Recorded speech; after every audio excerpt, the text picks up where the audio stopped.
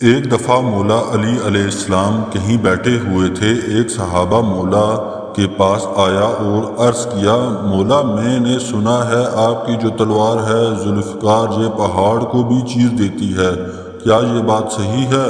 مولا علیہ السلام نے فرمایا، ہاں صحیح سنا ہے۔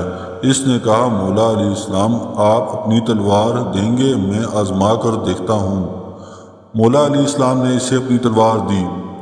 اس شخص نے زور سے دیوار پہ ماری لیکن کچھ نہیں ہوا، تو اس نے مولا علیہ السلام سے کہا کہ آپ تو کہہ رہے تھے کہ پہاڑ توڑ دیتی ہے لیکن دیوار تو نہیں ٹوٹی۔ مولا علیہ السلام نے مسکراتے ہوئے فرمایا، میں نے تمہیں اپنی تلوار دی ہے، اپنا ہاتھ نہیں۔ ذوالفقار تبھی ذوالفقار ہے جب علی علیہ السلام کے ہاتھ میں ہو، ورنہ یہ صرف لوہے کا ٹکڑا ہے اور کچھ نہیں۔ ایک شخص مولا علی علیہ السلام کے پاس آیا اور اس نے مولا علی علیہ السلام سے ایک بہت ہی عجیب سوال کیا۔ اس نے کہا، یا علی علیہ السلام کیا اس کے پاس اتنی قدرت ہے کہ دنیا کو چھوٹا کیے بنا اور انڈے کو بڑا کیے بنا پوری دنیا کو انڈے میں بند کر دے؟ مولا علی علیہ السلام کا سوال سن کر بہت مسکرائے۔ وہ فرمایا، اے بندہ خدا، تو کہہ رہا ہے کہ کیا اللہ ایسا کر سکتا ہے، مگر اللہ نے ایسا کر دیا ہے، مگر تجھے خبر نہیں۔ وہ شخص بہت حیران ہوا اور کہا، وہ کیسے؟ مولا علی علیہ السلام نے فرمایا، تمہاری آنکھ میں جو گول سا موتی ہے وہ تو انڈے سے بھی چھوٹا ہے، مگر اس سے تم پوری دنیا دیکھ سکتے ہو، کیا ایسا نہیں ہے؟ اس نے کہا، ایسا ہی ہے۔ مولا علی علیہ السلام نے فرمایا، اللہ نے آنکھ میں پوری دنیا بند کر دی ہے اور ہر چیز پر قدرت رکھتا ہے۔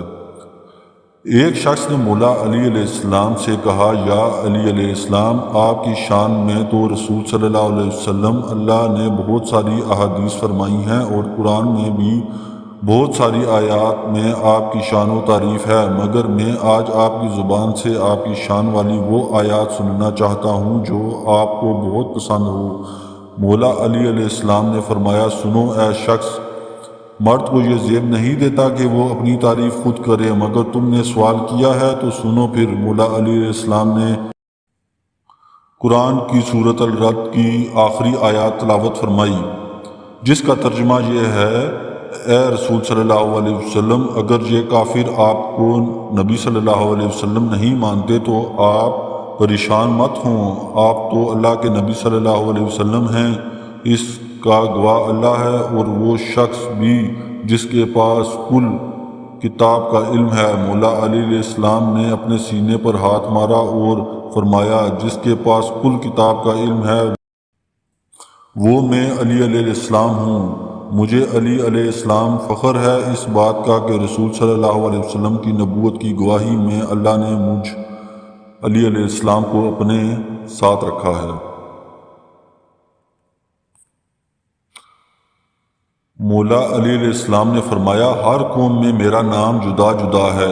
عرب میں میرا نام علی ہے، انجیل میں میرا ایلیہ ہے اور تورات میں اوریا ہے، زبور میں شنتیہ ہے، ترک میں مجھے بلیہ کہتے ہیں اور طائف والے تحمید اور اہل مکہ میں باب البلد کہتے ہیں، زنگی مجیلان اور ہندو کشن کشن کہتے ہیں۔ اہل آسمان میرا نام احد لکھتے ہیں اور آسمان اول میں میرا نام عبد الحمید، دوسرا آسمان میں عبد الصمد، تیسرا آسمان میں عبد المجید، چوتھے میں زوال علی اور پانچویں میں آسمان میں میرا نام علی علی ہے۔ محمد صلی اللہ علیہ وسلم نے مجھے ابو تراب کہا، میرے باپ نے مجھے ابو الحسن کہا اور میری ماں علیہ السلام نے میرا نام حیدر رکھا ہے۔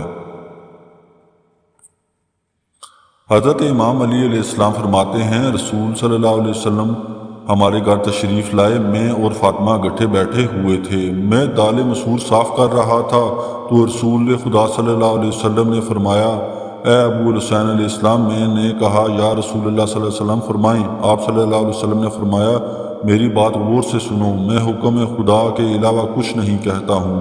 آپ صلی اللہ علیہ وسلم نے فرمایا، جو مرد اپنی بیوی کے گھریلو کاموں میں مدد کرتا ہے تو اللہ اس مرد کے جسم کے ہر بال کے بدلے 1 سال کی عبادت کا ثواب دیتا ہے۔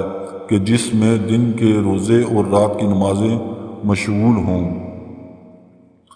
حضرت امام علیہ السلام کے پاس یہودی عالم آیا اور اس نے سوال کیا کہ مجھے بتائیں وہ کون سے دو دوست ہیں جو آپس میں کبھی دشمن نہیں بنیں گے، اور وہ کون سے دو دشمن ہیں جو کبھی دوست نہیں بنیں گے؟ مولا علی علیہ السلام نے فرمایا وہ دو دوست جو کبھی دشمن نہیں بنیں گے وہ روح اور جسم ہے، اور وہ دو دشمن جو کبھی دوست نہیں بنیں گے وہ موت اور زندگی ہے۔ ایک شخص نے مولا علی علیہ السلام سے پوچھا کہ یا علی علیہ السلام، ہمارے دل میں کسی دوسرے کے لیے اتنی محبت کیوں پیدا ہوتی ہے؟ کوئی اجنبی جیسے ہم جانتے بھی نہ ہوں، اکثر وہ ہمارے دل کو اتنا اچھا کیوں لگتا ہے؟ مولا علی علیہ السلام نے فرمایا اللہ تعالیٰ نے دنیا قائم کرنے سے پہلے تمام انسانوں کی روحیں پیدا کی اور تمام روحیں ایک جگہ جمع کی تھی۔ وہاں پر جو روحیں ایک دوسرے کے بہت نزدیک تھیں، جب وہ دنیا میں ایک دوسرے کے سامنے آتی ہیں تو محبت پیدا ہوتی ہے۔ اصل میں روحوں کے ملنے سے محبت پیدا ہوتی ہے۔